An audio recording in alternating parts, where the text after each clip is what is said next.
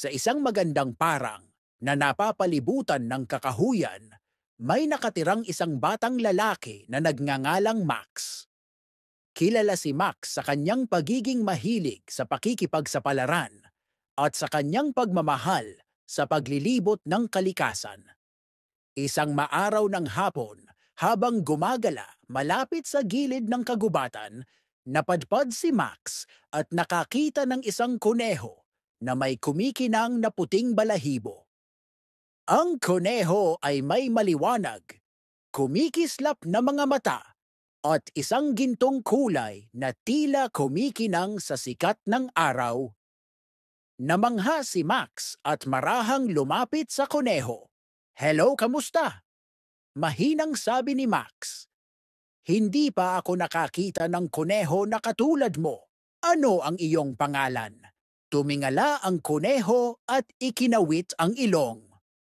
"I am Rocky," sabi nito sa boses na kasing lambot ng bulong. "Ako ay isang magic bunny at naghihintay ako ng isang kaibigan na tulad mo." Nanlaki ang mga mata ni Max sa gulat. "Magic bunny? Talaga?" Tumango si Rocky. "Oo, at mayroon akong isang espesyal na regalo na ibabahagi. Pero kailangan ko muna ang tulong mo sa isang bagay na mahalaga." Nagtataka at nasasabik, pumayag si Max na tumulong. Ipinaliwanag ni Rocky na ang mahiwagang liwanag ng kagubatan na nagpanatiling malusog at masigla sa kagubatan ay kumukupas dahil ninakaw ang Heartstone ng kagubatan. Ang Heartstone ay isang kumikinang na hiyas na nagbigay ng enerhiya at kaligayahan sa kagubatan. Nagsimula sina Max at Rocky sa isang pakikipagsapalaran upang mahanap ang Heartstone. Naghahanap sila sa mataas at mababang kabundukan sa pamamagitan ng mga patlang ng mga ligaw na bulaklak at sa mga banayad na batis. Sa kanilang paglalakbay ng magkasama, sina Max at Rocky ay nakatagpo ng iba't ibang mga nilalang na ibinahagi ang kanilang sariling mga pakikibaka. Tinulungan ni Max ang isang pamilya ng mga itik na mahanap ang kanilang daan pabalik sa kanilang lawa.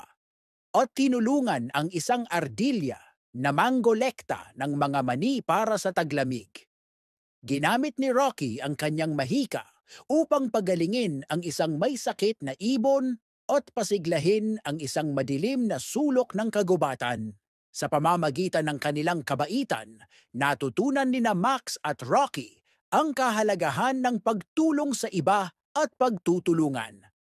Pinadali ng mahika ni Rocky ang kanilang mga gawain, ngunit ang pagiging bukas palad at katapangan ni Max ang tunay na nakagawa ng pagkakaiba. Sa wakas, pagkatapos ng mahabang paghahanap, natagpuan nina Max at Rocky ang Heartstone na nakatago sa isang madilim na kuweba. Kinuha ito ng isang pilyong raccoon sa pag-aakalang ito ay isang makintab na laruan. Malumanay na ipinaliwanag ni Rocky sa raccoon kung gaano kahalaga ang Heartstone para sa kagubatan at kung paano ito dapat ibahagi sa lahat. Ang raccoon na napagtanto ang kanyang pagkakamali ay ibinalik ang Heartstone na may paghingi ng tawad. Ginamit ni Rocky ang kanyang mahika upang maibalik ang Heartstone sa nararapat na lugar nito. At ang mahiwagang liwanag ng kagubatan ay nagsimulang muling sumikat ng maliwanag. Nagpapasalamat at masaya, binalingan ni Rocky si Max. "Salamat sa tulong mo, Max. Ipinakita mo na ang tunay na mahika ay nagmumula sa kabaitan at pagkakaibigan." Ngumiti si Max. "At itinuro mo sa akin na ang pagtulong sa iba at pagtutulungan ay maaaring gumawa ng malaking pagkakaiba." Nang matapos ang kanilang misyon, bumalik sina Max at Rocky sa gilid ng kagubatan. Binigyan ni Rocky si Max ng isang espesyal na regalo, isang maliit, kumikinang na bato na magpapaalala sa kanya ng kanilang pakikipagsapalaran at kanilang pagkakaibigan.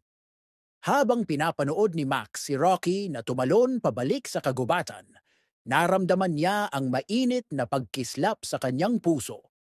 Alam niya na ang mga aral ng kabaitan at pagtutulungan ng magkakasama ay ang pinakamahiwagang bagay sa lahat. Mangyari po lamang na mag-subscribe at pindutin ang button bell para ma-notify kayo sa susunod kong mga video.